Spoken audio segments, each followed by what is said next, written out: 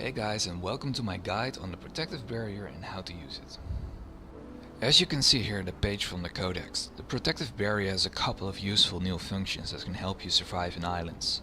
The most important thing, and I want to start with that, is that you can't remove or relocate the barrier once you've placed it.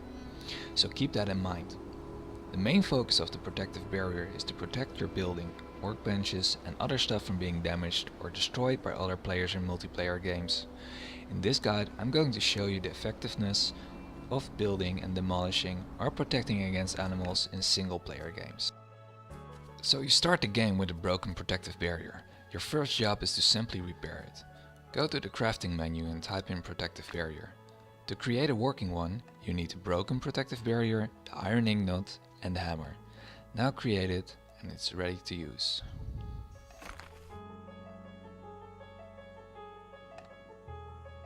Remember, you can only place the protective barrier once. I choose this location because I wanted to test out the effect of the protective barrier has on wild animals. I suggest you guys choose a better location. So move over to the barrier, and at this point you have two options: pick it up again and relocate it, or turn it on. And before you turn it on, you get a short warning that you can't relocate it ever again. Accepting this makes you the proud owner of a new barrier that protects you from everything. No, not really, but I'll show you in a minute.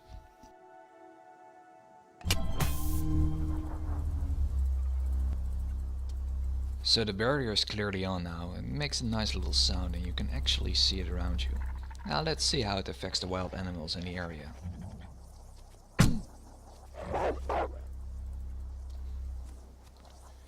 So my goal here was to bait the wolf into following me through the barrier. I wanted to see what would happen, but as you can see here, he was clearly frozen in his place.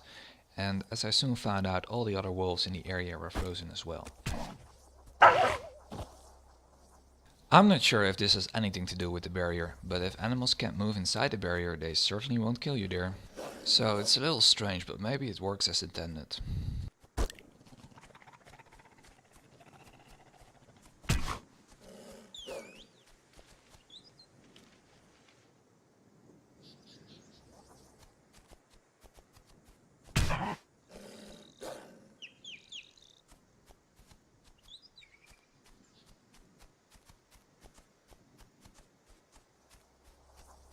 And of course I wanted to test all the options, so I deactivated the barrier and see how the wolves would react.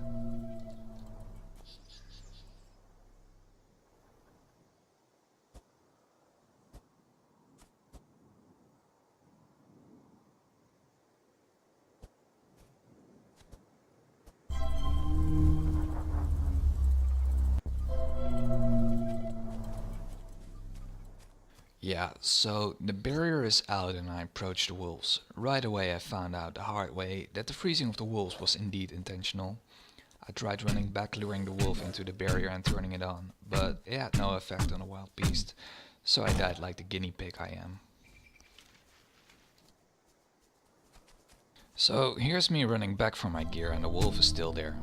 I'm trying hopelessly to turn on the barrier, hoping it would vaporize the wolf, but of course it didn't. And I died again.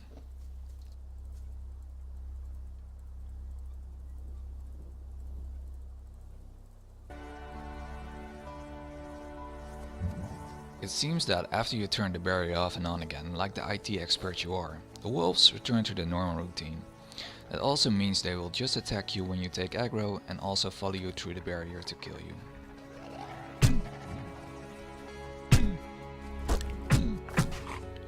Yeah, 0 hearts exactly. I calculated that perfectly, by the way. So I wanted to quickly demonstrate the other option the barrier has. So I placed 2 workbenches a while ago, one inside the barrier and one outside. With the hammer you can easily remove the one inside the protective barrier, but you can't do that with the one outside. The final thing I wanted to show you is building the protective barrier on the ship, and how it's unfortunately not possible. That makes me quite sad, cause like some of you, I like to build my base on a ship.